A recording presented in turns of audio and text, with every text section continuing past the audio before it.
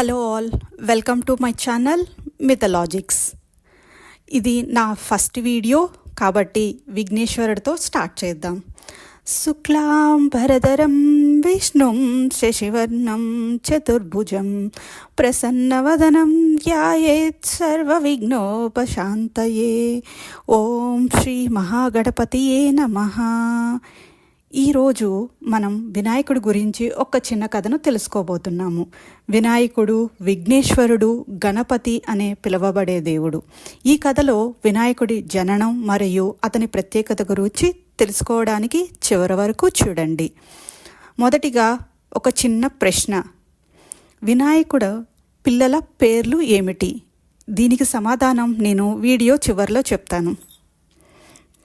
వినాయకుడి కథ. అనగనగా పార్వతీదేవి తన కొడుకు వినాయకుడిని సృష్టించింది. ఒకరోజు పార్వతి స్నానం చేస్తుండగా వినాయకుడిని తన గదికి కాపలా కాస్తుండమని చెప్పింది.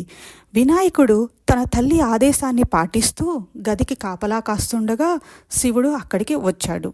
శివుడు గదిలోకి వెళ్ళడానికి ప్రయత్నించగా వినాయకుడు అతన్ని ఆపాడు. శివుడు వినాయకుడిని ఎవరో తెలియక అతనితో యుద్ధం చేశాడు. చివరికి శివుడు వినాయకుడి తలను తెంపాడు. పార్వతి ఈ విషయం తెలుసుకొని చాలా బాధపడింది. శివుడు తన తప్పు తెలుసుకొని వినాయకుడికి ఒక గజ తలను అమర్చాడు. అలా వినాయకుడు గజనాథుడిగా మారాడు. ఈ కథ నీతి. వినాయకుడు విఘ్నాలను తొలగించే దేవుడు. అతని పూజతో మనకి అన్ని విఘ్నాలు తొలగిపోతాయి.